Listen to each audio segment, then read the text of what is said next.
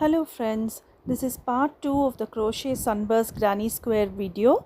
So in this video we will see how to make a puff stitch in the second row. In the first row we made 16 double crochets into the ring. The second row, first we have to join. As usual you will be joining with the help of a slip knot and then into the first row. So here I have joined. In this method you can join using this usual slip knot method. Now this method is actually useful if you are doing continuous stitches, so you can just make a slip knot, join it in the previous loop and then do your second row. Now here if you see, in each of these gaps you have to make puff stitch. So for the puff stitch you have to yarn over and pull the loop to a certain distance. Okay, so this is the second time I'm doing. So yarn over and then insert the hook into the gap and then pull the yarn. Now once 3 loops are over, here I am using 3 loops, so you just pull the yarn through all the loops and then I am making a chain stitch in order to lock it.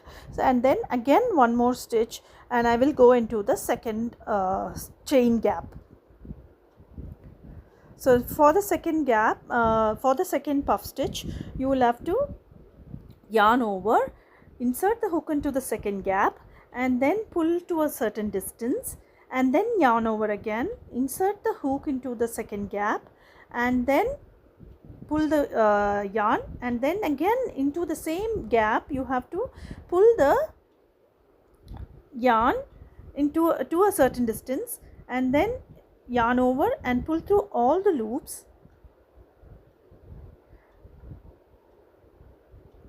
and then make a chain to lock the puff stitch and then chain 1. I'll repeat again. So into the next gap we are going to do the puff stitch, yarn over, insert the hook into the gap, pull, yarn over, insert the hook into the gap, pull, yarn over, insert the hook into the gap and pull.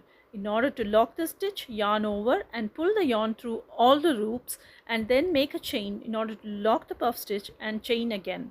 Now that we know how to make the puff stitches, we have to make 16 puff stitches in each of these gaps. I'm just speeding up the process because it is going to take a long time if it is going to be at the normal mode. You can just refer to the first 3 stitches which I have made if you want to again see how it is made, or you can just wait for the last 2 stitches which I have made in which I have slowed down the process.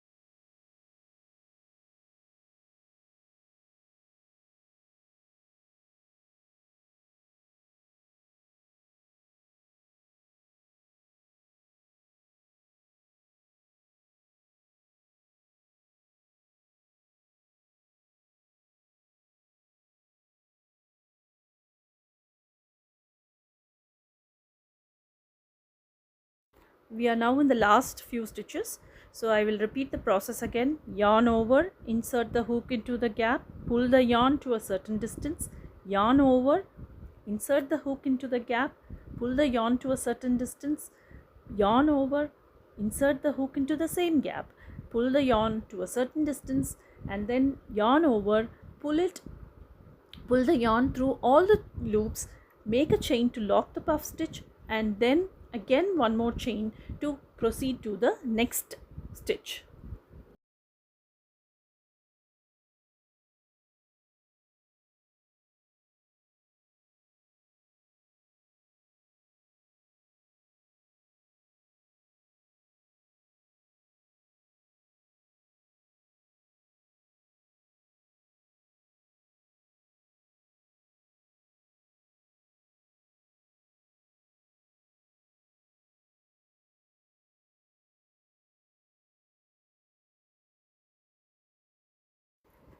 So that was the last of the puff stitches. Now once you have completed the puff stitch, you slip stitch into the top stitch and then you cut the yarn for the next color. So the third row we will see in the next video, and just count the number of puff stitches to ensure that you have made 16 puff stitches. So see you in the next video. Thank you.